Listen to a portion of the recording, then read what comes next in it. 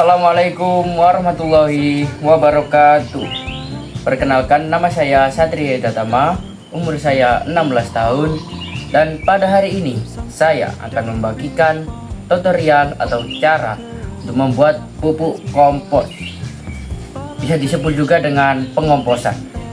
Kali ini saya memakai wadahnya itu dari galon sekali pakai ya teman-teman. Nah, gimana cara membuatnya? Ini dia. Siapkan 2 galon air mineral bekas. Untuk sebelah kanan, potong seperempat bagian atasnya. Dan untuk sebelah kiri, potong seperempat bagian bawahnya. Khusus untuk yang di sebelah kiri, beri lubang kecil-kecil pada bagian atasnya, seperti pada gambar. Apa sih kok saya membuat kompos dengan wadah galon ini? Ya karena sekarang kan cuacanya sulit diprediksi teman-teman. Jadi kalau membuat lubang atau istilahnya jublangan itu juga kalau hujan kan airnya nanti ngerembes, jadi tidak bisa teman-teman. Nah, cara mudahnya saya menggunakan atau memanfaatkan galon sekali pakai ini sehingga bisa dipakai kembali guys. Misal kalian buat lagi ya bisa, komposnya nanti kalian tumbuk begitu. Nah, selanjutnya untuk bahan-bahan yang kita perlukan ada apa aja sih? Ini dia.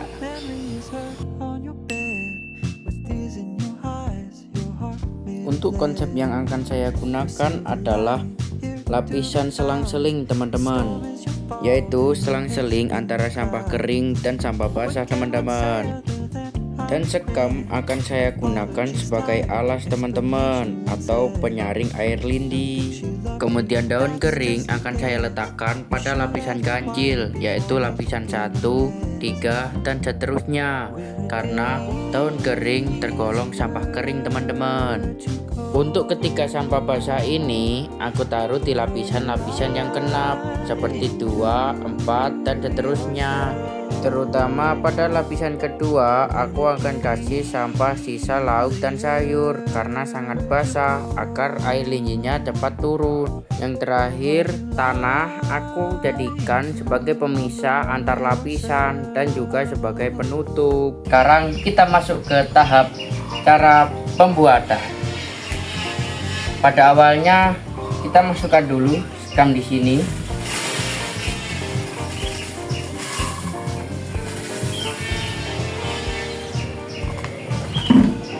Pada batas ini aja ya teman-teman. Skamnya sampai pada sini aja ya. Sebenarnya ini juga kebanyakan sih.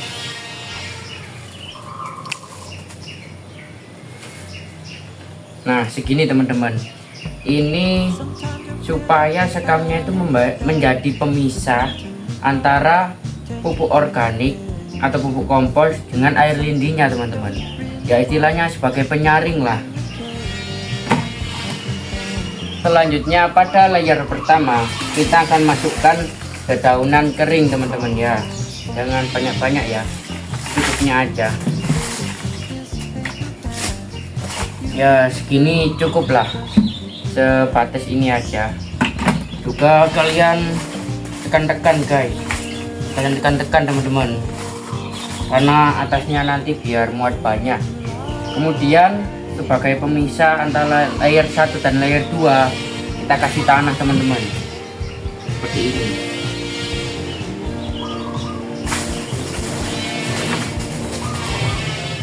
Ya nggak banyak-banyak, cukup 2 centong aja. Selanjutnya kita masukkan. Oke, jadi ini tadi maaf banget teman-teman nggak kerekam, tapi sampah kupasan kulit bawangnya udah aku masukin teman-teman. Sekarang kita tambahin lagi sampah daun seperti ini. Nah selanjutnya sebagai pemisah kita akan kasih lagi tanah sama sekam teman-teman. Kita masukin lagi tanah sama sekam seperti ini.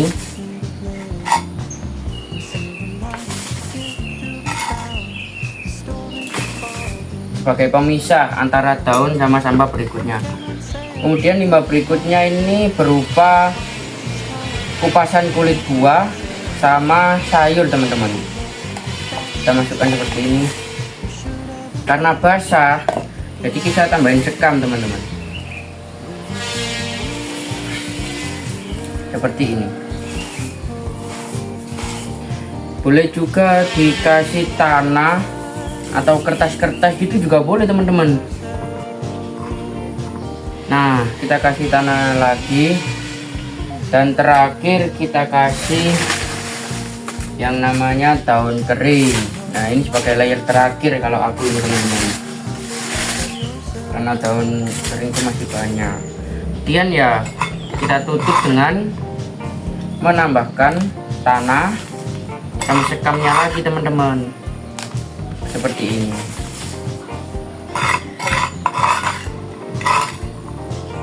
Sampai habis pokoknya.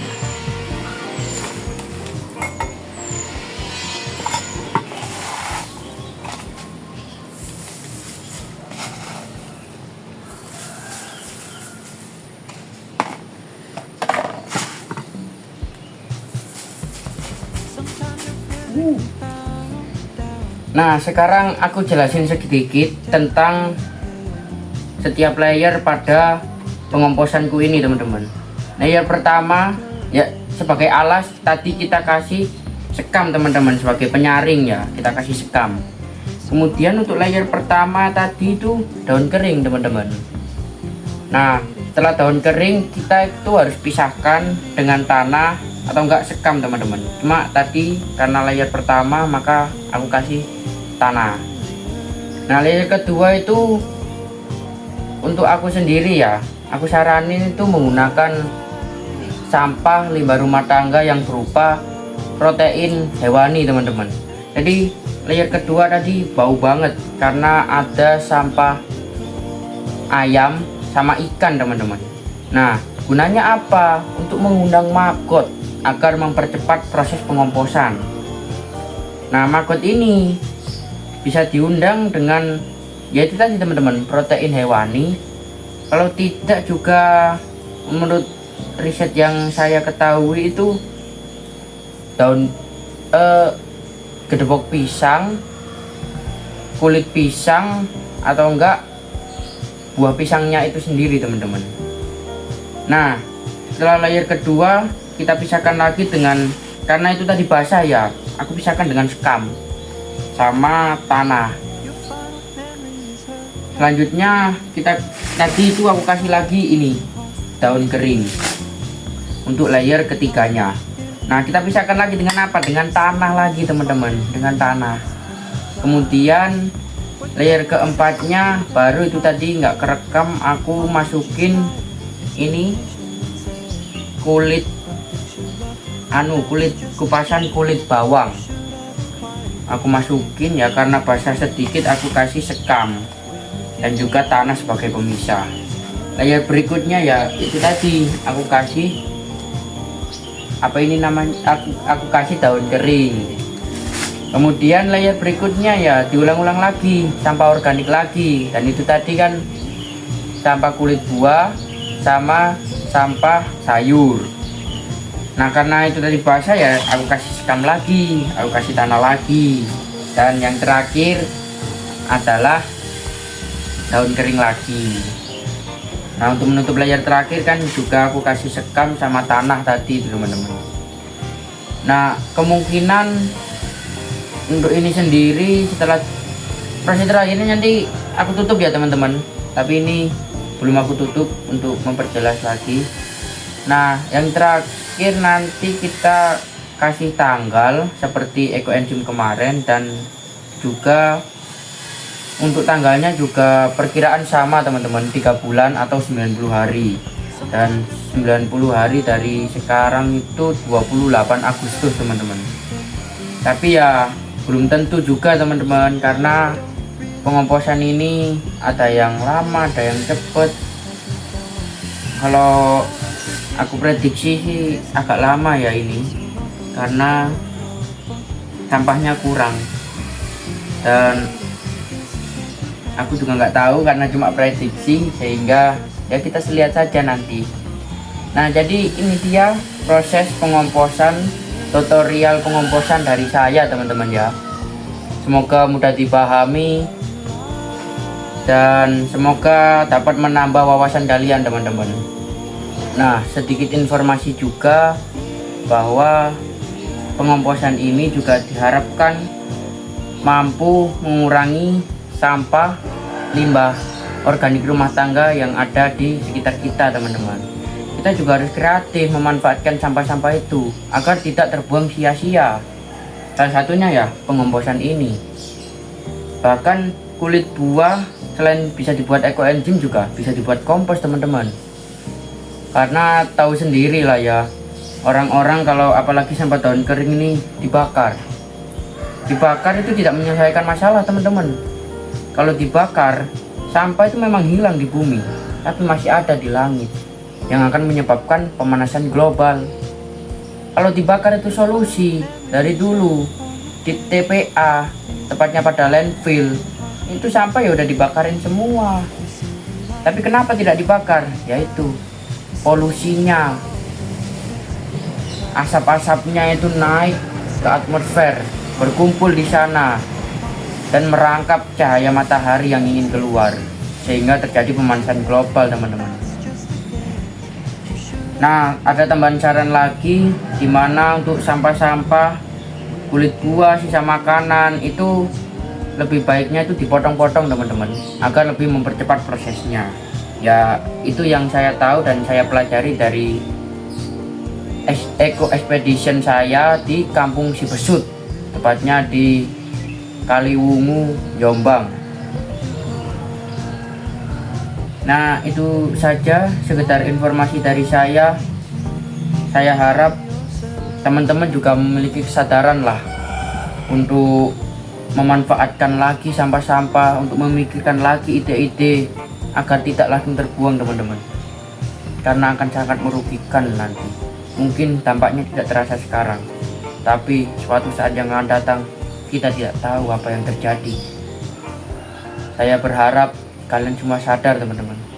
Saya juga sudah mulai sadar dan sudah mulai mengurangi sampah-sampah saya, terutama sampah plastik teman-teman. Oke, itu saja. Mungkin ada perkataan atau perbuatan saya yang kurang berkenan, mohon dimaafkan. Sekian dari saya. Wassalamualaikum warahmatullahi wabarakatuh.